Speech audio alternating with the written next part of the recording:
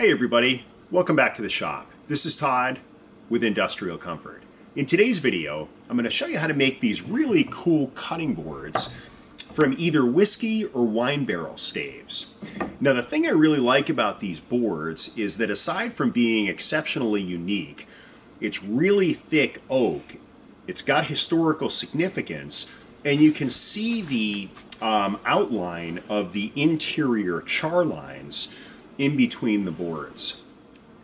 So in today's video, I'm going to show you how to not only disassemble the barrel, but then take the staves and create a beautiful cutting board like this.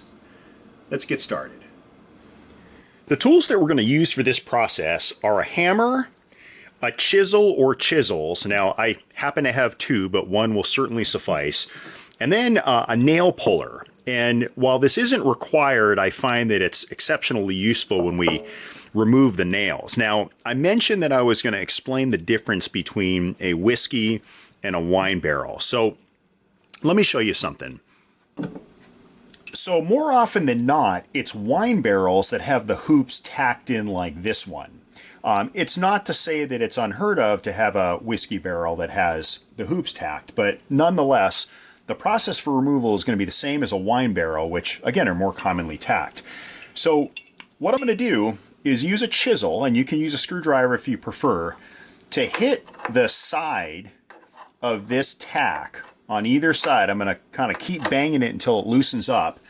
And then I'm going to use my nail puller to get in here, remove the nail, and then I'm going to use the wider chisel. And if you don't have a wider chisel, that's fine. You can use the smaller one to tap this hoop toward the narrower end of the barrel to get the hoop to drop. We'll do this. And again, these tacks are on either side of the barrel here. We'll do that for all 6 of these hoops, and this thing should just fall apart.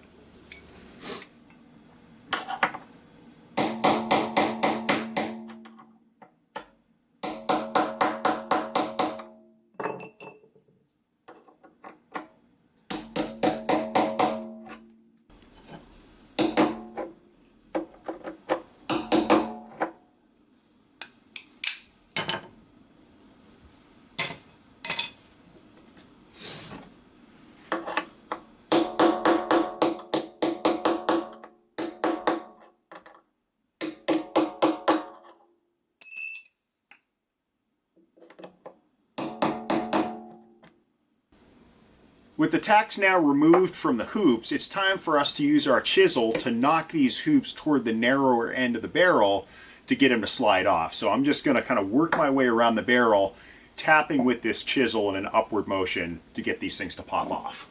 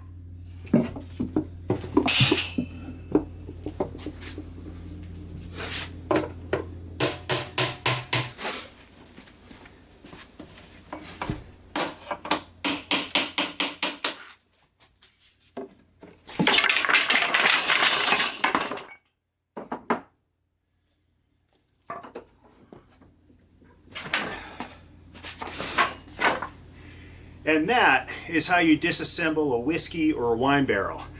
Now, the smell is absolutely unbelievable if you're a lover of either of those two beverages. Brushing these things down is quite a tedious process, so I've just attached this wire brush to a vise that I have here on the side of the workbench. And rather than scrubbing each individual stave, we'll just run it across the brush like this. Just a lot more effective.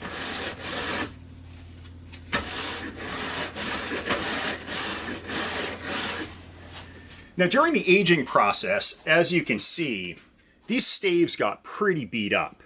So the next thing I'm going to do is smooth these out and finish them, not only to get rid of a lot of the damage on the outside so that we have a nice clean surface to adhere one stave to the other, but these are also concave in 2 dimensions or 2 axes.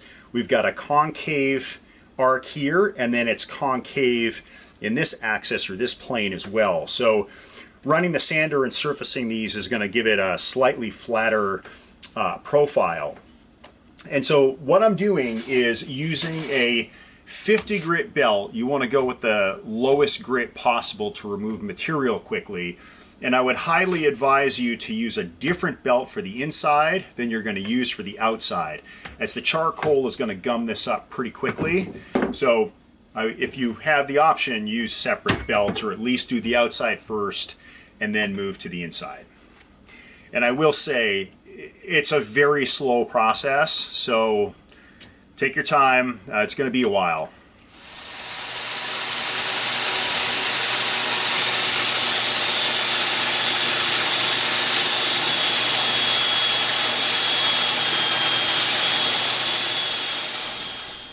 So I mentioned that these barrel staves are both concave on the inside and concave on the outside. Well, the waist is also a lot thicker than the ends, in addition to the fact that there's a beveled angle on each end because these have to be placed in a circle. So I've created a very simple jig to trim these down so that we have uniform spacing from the tip to the tail here, and it will also eliminate the bevel so that when we laminate these things together, we'll have a flat, even surface. It won't be even because somewhere along the way we'll have a little bit of misalignment, but in terms of planing it down at the end, it'll be a lot easier. So I've just built a very simple jig here. I've taken an extra piece of common board that I've got laying around the shop, and I bought 2 of these toggle clamps that I bought on Amazon for about $6. And what I did was I created a stop here and a stop here, which is ever so slightly longer than the length of these staves. And so what I am doing is lining up the edge of the stave here, the inner edge right here, with the edge of the board, and I'm clamping it in place. And I'm doing the same thing at this end. Now, unfortunately, there's a knot here in the wood, but we're going to clamp this down. And I'm going to run through the side. I actually have to adjust this one a little bit just to make it a little bit tighter. But this way, everything is kept in place, and we have a nice reference point on the board here. It's going to take this piece off, and then once we've got this flat surface, we'll take it off, flip it around, move the fence in, and we'll take the other side down. Oh, one thing to note, I'm going to put my dust collection right up against this blade here, because you'll notice that when I push this through, there's this enormous gap here underneath the stave, so that when the blade comes through, dust is going to kick out everywhere because of this gap. So I'm going to attempt to put my dust collection right here to hopefully suck up as much of the dust as possible.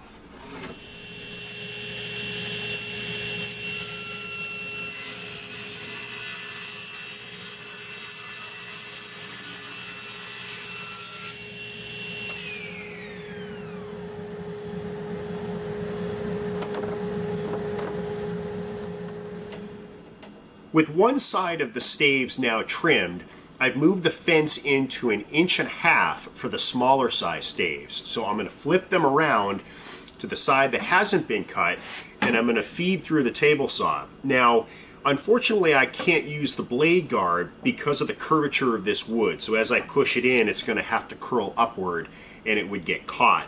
Now, luckily, I've been able to drop the blade height significantly, but nonetheless, you're going to have to feed through sort of at an upward angle and then arc it through with the aid of a push tool like this one. And I'll show you how to do it. And this will give us a nice parallel surface on both sides.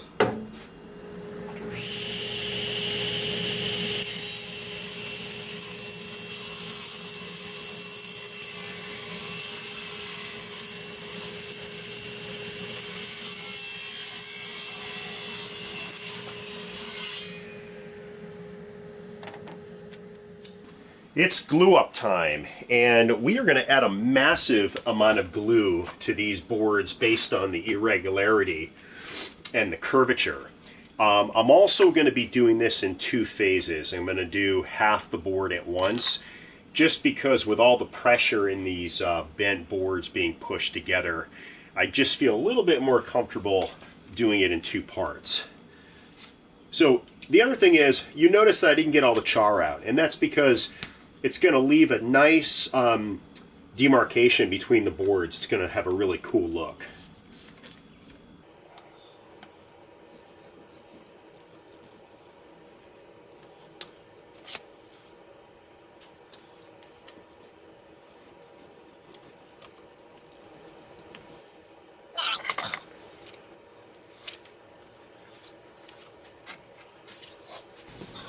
All right, the glue has now had time to dry, so we're just going to remove the clamps.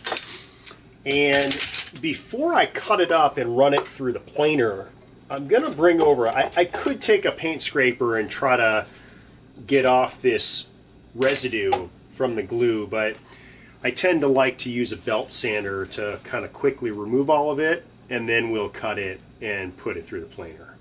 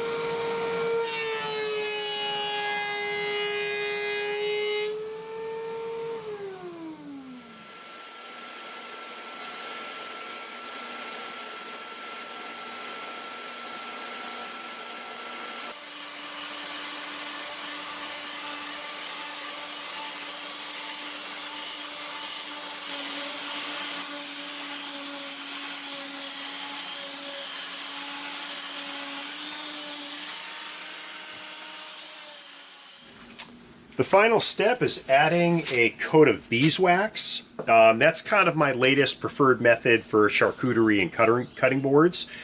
It's food safe. You can also use mineral oil or any other food grade finish. Like I said, I kind of happen to really like using beeswax right now. And as you can see, the board just kind of comes to life once you add the finish.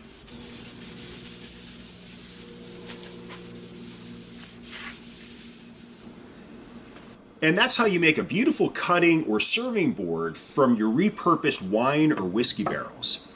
I hope you found this video helpful. If you did, please give me a thumbs up and subscribe. Thanks for watching.